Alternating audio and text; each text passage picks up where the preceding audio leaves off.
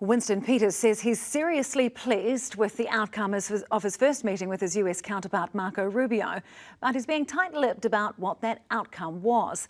Meanwhile, trade talks with India are gathering pace, with Christopher Luxon announcing negotiations have been brought forward from next month to next week.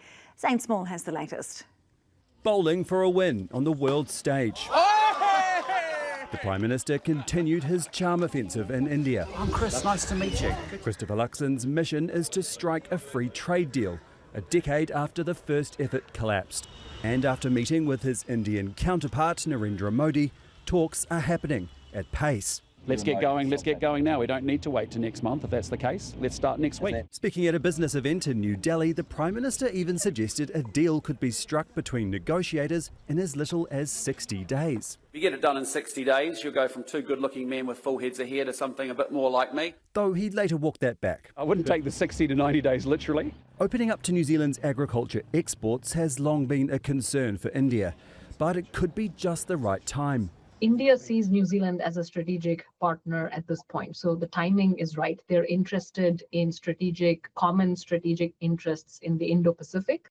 With China's growing presence in the region, the Indo-Pacific is also strategic for the United States, where Foreign Minister Winston Peters has met with his counterpart Marco Rubio, the Secretary of State, to talk defence and trade. We shared some significant information. For example, that since 1870, we'd been asking about a trade agreement, and I pointed out to him how patient we were.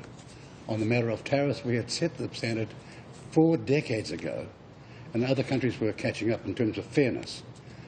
He understood that, so we came away much more confident. But that confidence is in short supply back at home. Consumer confidence fell 8 points in March, reversing some of the increases seen from mid-2024, when interest rates started to be cut. The past few weeks have seen increased trade tensions, stoked by Donald Trump's trade tariffs. And Westpac economist Satish Ranchid says the fall in consumer confidence reflects growing concern about the global backdrop. There's a lot of concerns about what that could mean for New Zealand's export incomes, and we're also seeing volatility in financial markets. That's creating an uncertain environment for New Zealand households and businesses. While New Zealand hasn't been targeted with trade restrictions by the United States, we are affected by blanket tariffs on things like aluminium and steel. And from next month, the US has signalled tariffs on agricultural products, which could dampen what's considered to have been a good year for dairy and meat exporters. We had a very wide-ranging, very meaningful meeting. We were seriously pleased with the outcome. Are you able to enlighten New Zealanders as to what those expectations are?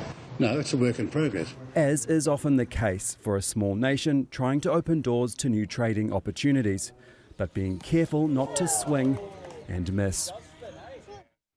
Well, Zane, there is an update on GDP tomorrow, gross domestic product. What can we expect?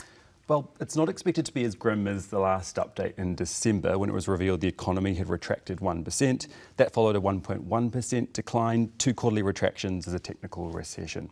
Tomorrow it's expected the economy will have grown, even if only slightly. Some banks are predicting 0.3%. But, interest rates continue to decline for mortgaged borrowers, and there are some other positive signs. Data out today shows goods exports increased by nearly $700 million in the December quarter, led by milk powder and cheese and butter. Also, visitor numbers to New Zealand, spending has increased beyond levels seen before the COVID-19 pandemic, which is good news, though the actual number of visitors still remains lower. Okay, Zane, thanks so much for that.